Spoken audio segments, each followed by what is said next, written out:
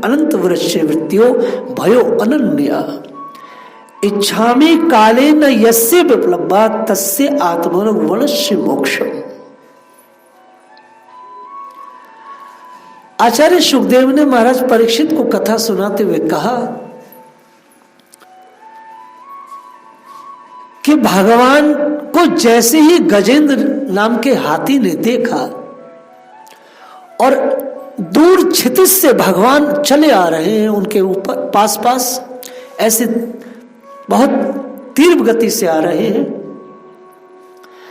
और भगवान को देखते के साथ ही गजेंद्र ने कहा कि हे नाथ, मैं जीना नहीं चाहता, हे नाथ, अब मैं जीना नहीं चाहता। चूंकि भगवान बहुत दूर है और गीता में भगवान कहते हैं मता स्मृति, और भगवान यह भी कहते हैं मैं क्षेत्रज्ञ रूप में हृदय में रहता हूं, अर्थात जो हम अपने मन से कांटेक्ट करते हैं तो ठाकुर जी तक बात पहुंचती है।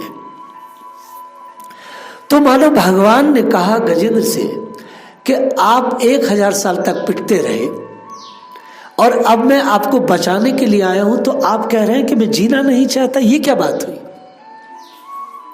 तो गजेंद्र ने कहा कि सरकार, ये जो घड़ियाल से आप मुझे बचा लेंगे और बचाने के बाद आप मेरे चारों पैर सही कर देंगे, अर्थात मेरे घर को ठीक कर देंगे, मेरे शरीर को ठीक कर देंगे, मेरी सामाजिक व्यवस्था को ठीक कर देंगे, लेकिन सबसे जो बड़ी बात है वो ये है मेरे प्रभु कि रहेगा तो हाथी का शरीर ही ना।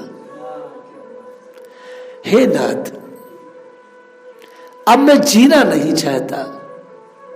भगवान ने कहा क्यों नहीं जीना चाहते, आप 1000 साल से कष्ट में हैं। बोले सरकार, मेरी बात तो सुनो, मैं जीना तो चाहता हूं लेकिन इस हाथी के शरीर में नहीं जीना चाहता। हे प्रभु, मुझे आप अविनाशी शरीर दीजिए। अविनाशी शरीर से मतलब क्या है?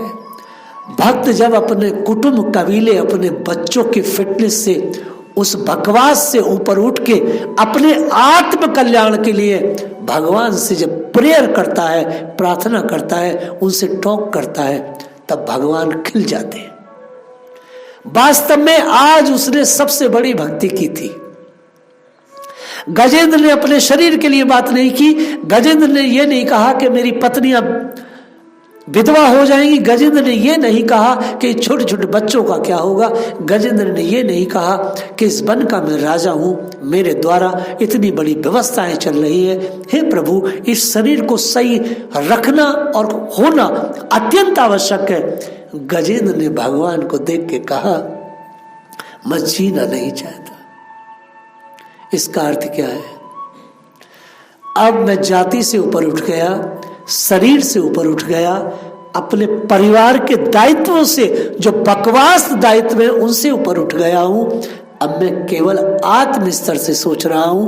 भगवान ने उनसे कहा, ये छोटी सी बात आपके समझ में पहले क्यों नहीं आई?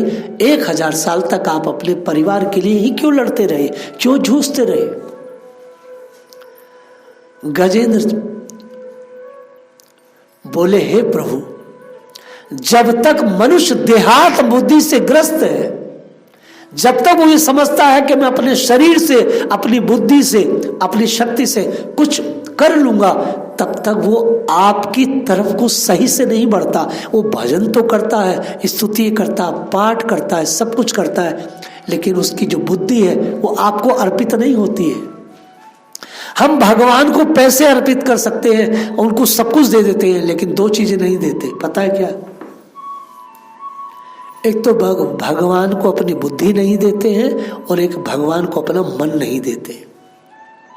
बुद्धि अपने पास रखते हैं व्यापार के लिए, मन अपने पास रखते हैं अपने परिवार के लिए। परिवार में मन लगा रहता है, बुद्धि से हम अपना व्यवस्थाएं करते हैं, और भगवान को 2 चीज चाहिए। गजेंद्र ने कहा, मैं जीना नहीं चाहता। और ठाकुर जी, इस हाथी के शरीर को रखने से और हाथी का शरीर में रहने से मुझे क्या मतलब है? अर्थात वो कह रहे हैं कि इस हाथी के शरीर में मैं क्यों रहूं। इसका अर्थ जानते हैं? गजेंद्र को यह कंफर्म हो चुका है कि यह हाथी का शरीर अलग है और मैं माने जो आत्मा वो अलग है। अभी ये मैं अगर कहूं आपसे कि भैया आप कौन है, तो आप कहेंगे मैं ललिता या मैं गोपी, तो आप गोपी का अर्थ समझते हैं कि आपका शरीर नहीं, शरीर अलग है, आत्मा अलग है। उस हाथी ने कहा प्रभु मैं अलग की वस्तु हूं, मुझे इस हाथी के शरीर में नहीं रहना है, मुझे अलग का शरीर दीजिए। अर्थात ये जो आपका शरीर है, जिस बकवास शरीर के द्वारा आप भजन नहीं कर पा रहे, आप बताइए आप क्यों भजन नहीं कर पा रहे? अपने शरीर के कारण। ऐसा नहीं कि आपका घुटना काम नहीं कर रहा है कि आपकी पीठ, नहीं नहीं नहीं नहीं। शरीर से तात्पर्य होता है चेतना, मन बुद्धि अहंकार। आपकी चेतना इतनी सड़ी हुई है कि उसके द्वारा आप आत्मा के विषय में विचार ही नहीं कर पा रहे। उस हाथी जैसे पशु ने विचार किया कि मैं इस वाले घर में नहीं रहूंगा, मुझे दूसरा घर चाहिए। तो भगवान ने कहा कौन सा घर चाहिए? भगवान ने कहा देवताओं का, शेर का, मनुष्य का, कौन सा आपको घर चाहिए? ये घर है, ये जो शरीर है ये घर है, आपको कौन सा घर चाहिए? तो गजेंद्र ने कहा अविनाशी शरीर। अविनाशी शरीर कौन सा? बोले ठाकुर जी आपके धाम में जो आपके पार्षद हैं उनके पास अविनाशी शरीर है। तो भगवान ने कहा उस शरीर का करोगे क्या? बोले सरकार अविनाशी शरीर से अविनाशी का ही कार्य होता है। जब तक शरीर भगवान के स्तर पर नहीं पवित्र हो जाता उनको कोई स्मरण नहीं कर सकता। आपके शरीर आपकी चेतनाएं दूषित है, इसलिए भगवान आपकी चेतना में नहीं है। कहा कि मुझे ऐसा शरीर दो जिसमें सिर्फ और सिर्फ आपके बारे में सोचूं, आपके बारे में विचारूं, आपका काम करूं, आपके लिए खाऊं, आपके लिए पीऊं, आपके लिए सोऊं। और भगवान के धाम में जो भी लोग होते हैं वो भगवान के लिए जीते हैं। उनका कोई और दायित्व नहीं है, उनका दायित्व सिर्फ इतना है कि श्री कृष्ण कैसे खुश रहे, श्री कृष्ण मुझसे रीझे रहे।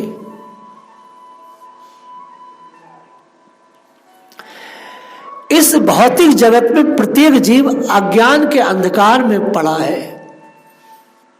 गजेंद्र ने यह स्वीकार किया कि सरकार इस संसार में मैं अज्ञान के अंधकार में पड़ा हूं। यहां पर इस श्लोक के पटपट में परम पूज्य प्रभुपाद जी कहते हैं कि अज्ञान के अंधकार से उभारने का काम सिर्फ और सिर्फ गुरु का है। और इसलिए गौतमीय तंत्र का यह प्रथम श्लोक है। गौतमीय एक तंत्र है, एक ग्रंथ है, उसका प्रथम श्लोक है जो हम लोग रोज गाते हैं। ओम अज्ञान तिम्नंधस्य ज्ञानेन शलाकाय चक्षुर्मिलितं तस्मै श्री गुरुवे नमः। मैं ऐसे गुरु को नमस्कार करता हूं, मेरी आंखें जो अंधी हो चुकी थी संसार के लिए, अब उन आंखों को गुरु ने प्रकाश दिया है ताकि मैं अविनाशी के बारे में सोच सकूं। तो कहने का तात्पर्य यह है कि आप जो यहां आए हैं,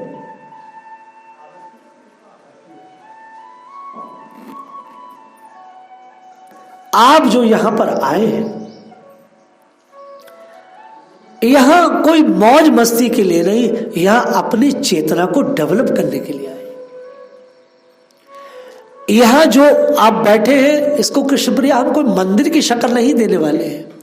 हम इसको एक योग केंद्र के रूप में डेवलप करेंगे, एक मेडिटेशन सेंटर के रूप में डेवलप करेंगे, जहां लोग बैठ करके ध्यान सीख सके, अपने से कांटेक्ट कर सके, अपना कल्याण करने के मार्ग को प्रशस्त कर सके। इसलिए यहाँ ज़्यादा भीड़ भाड़ कभी नहीं रहने वाली है। और ललिता 9-10 साल से तो मैं यही कहता आया हूँ कि मैं एक ऐसे सेंटर को डेवलप करना चाहता हूँ जहाँ लोग अपने बारे में सोच सके, अपने कल्याण के बारे में चल सके, के मार्ग के पथिक बन सके। तो हम लोग गजेंद्र मोक्ष की इस बात को सुने। आगे वो कहते हैं सोहम विश्व सर्जम विश्वम विश्व विश्व वेद सम।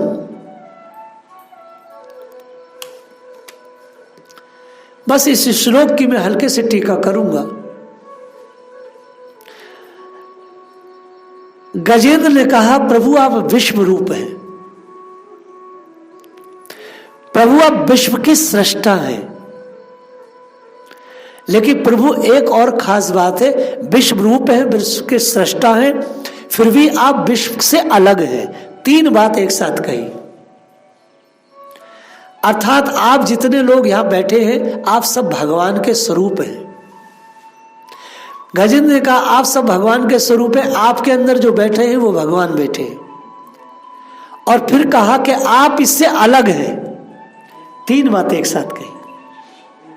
भगवान आपके मेरे स्वरूप में है, भगवान इस भवन के रूप में है, भगवान इस बगीचे के रूप में है, भगवान इस बगीचे के कण कण में है, लेकिन भगवान इससे अलग भी है। कैसे? अगर हम ये विचार करेंगे कि भगवान सब में है, तो भगवान जब सब में है तो आप कहेंगे एक बलात्कारी, एक चोर के अंदर भी भगवान है, तो भगवान ही कर रहे होंगे। नहीं, भगवान सब में है, भगवान सब में है, मगर भगवान अलग भी है। इस विज्ञान को जो समझ लेता है वो पाप के मार्ग से बच जाता है। और राधा रानी की जो रंगीली उत्सव है जिसमें हम यहां बैठे, आज 7 है और कल 8 है। प्यारी अष्टमी को आई है और अष्टमी को ही रंगीली है। ठीक है, आज 7 है, आज 7 में प्यारी लड्डू होली खेलती है। अर्थात जगत को वह अन्नपूर्णा देवी जगत को अन्न दान देती है। कल प्यारी सबके जीवन में रस भर देगी, रंग भर देगी। वो कौन सा रंग है? जब इस गहवर, इस बरसाने के किसी कुंज में आप बैठ करके उस प्यारी का स्मरण करोगे, मैं व्यासपीठ से ये बात कह रहा हूं, आपको वो सराबोर कर देगी।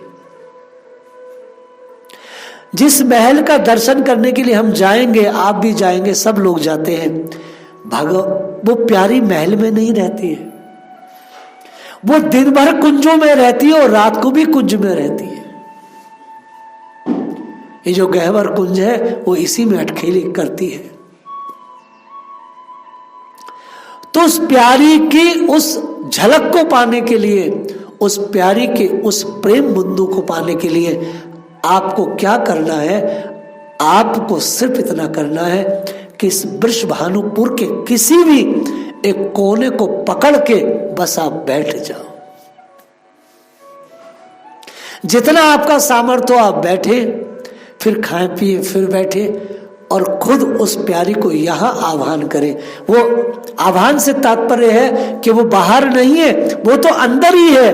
अंदर के जब उस प्यारी से आप कांटेक्ट करेंगे तो नीचे से ऊपर तक आप भीग जाएंगे। बाहर के गुलाल से आप भीगेंगे, बाहर के रंग से भीगेंगे, तो उसको कुछ ज्यादा भीगना नहीं कहते हैं, वो अतिरेक है। मैं उसका खंडन नहीं कर रहा हूं, ना ही मंडन कर रहा हूं, लेकिन असली रंग तो कृष्ण प्रिया अंदर है। अब कैसे? जब परम भगवान यहां से चले गए, जब ठाकुर जी यहां से चले गए 11 साल के बाद, तो श्री गोपियों ने और राधा रानी ने कुंजों में बैठकर के लाल जी का क्या किया? चिंतन किया। कुंजों में बैठकर हर गोपी बैठी है, हर महात्मा बैठा, मंजरी बैठी, लमक मंजरी बैठी, किंकरी बैठी, सेविकाएं बैठी हैं, सेवक बैठे हैं, ग्वाल बैठे हैं, गैयाएं बैठी हैं, बछड़े बैठे हैं, जहां जो बैठा है।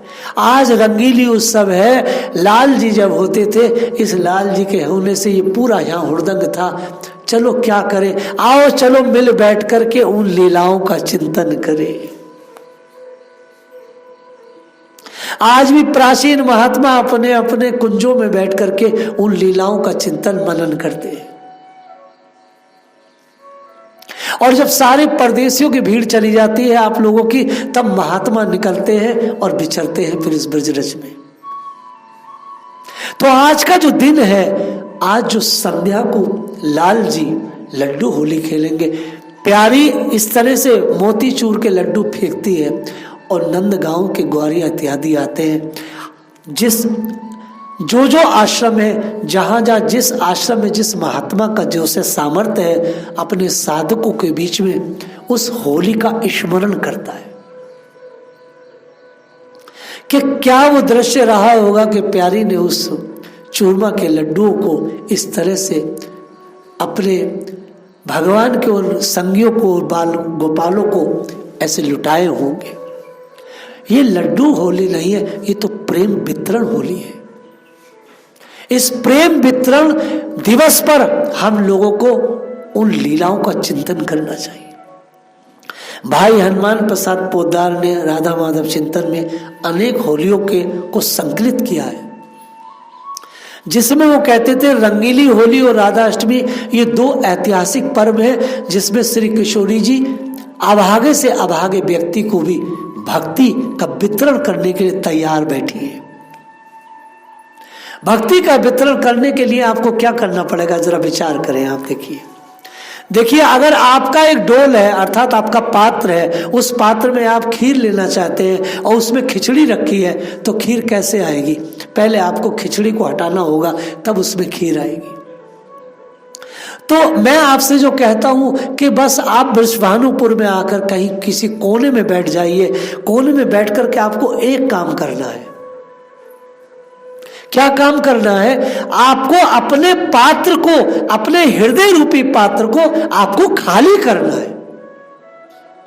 जब आप रिक्त होके बैठ जाएंगे, जब आप खाली हो जाएंगे, तो उस खाली पात्र में ही प्यारी आपको प्रेम का दान देगी। अब आप क्या करते हैं? आपकी स्थिति देखिए। आप आते हैं वृषभानुपुर में, वृषभानुपुर माने बरसाना। आप वृषभानुपुर में आते हैं और आपका पात्र तो पहले से ही करोड़ों करोड़ों यादों से भरा हुआ है। इस शरीर को और यादों से भर लेते हैं। इस मंदिर, उस सरोवर, इस बीती, उस बाजार, ये यादों से भर जाता है। और जब यादों से पूरा का पूरा ये मशीन भर जाता है, तो आप आश्रम के किसी कक्ष में आकर प्रसादी पाके सो जाते हैं। तो आप रिक्त ही जाते हैं, क्योंकि आपका पहले से ही पात्र भरा हुआ था। उसके बाद जब वितरण का समय आया, गुरु कुछ वितरण करना चाहता था, आप इतने थके हुए थे, वो पहले से इतनी यादें उसमें फिट थी, वो चीज उसमें गई नहीं। तो आज का दिवस क्या है? इस मशीन रूपी जो यंत्र है जो आपको मिला है, इसको खाली करना। ये खाली कैसे होता है? कुंज में बैठ के सिर्फ बैठ जाओ चुपचाप, कुछ बोलना नहीं। भगवान बुद्ध ने एक बड़ी सुंदर व्यवस्था संसार के लोगों के लिए दी, जिसे विपासना कहते हैं। वो विपासना क्या है? आप 15, 16, 18 सालों से नाम जप रही हैं, जपते हैं, अच्छा है, बहुत अच्छा है। लेकिन जब बहुत नाम जप लो, बहुत विग्रहों की सेवा हो जाए, बहुत कीर्तन हो जाए, बहुत नाच गाना हो जाए, सब कुछ हो गया, सब कुछ हो गया ना अब तुम्हारा, अब चुप से बैठ जाओ। ऐसे बैठ जाओ। स्वामी राम सुखदास कहते थे, अब जीव से राम गोविंद हरि कृष्ण कुछ मत कहो।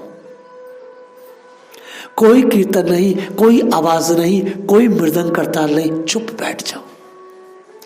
जब धीरे से चुप बैठोगे हनुमान जी की तरह, तो जो तुमने पूरी जिंदगी हरिनाम लिया है, विग्रहों की सेवा किया है, परिक्रमाएं की है, अनाहत जिसे कहते हैं, वो जब ही आएगा जब अपने को रिक्त करोगे। रिक्त कैसे करोगे?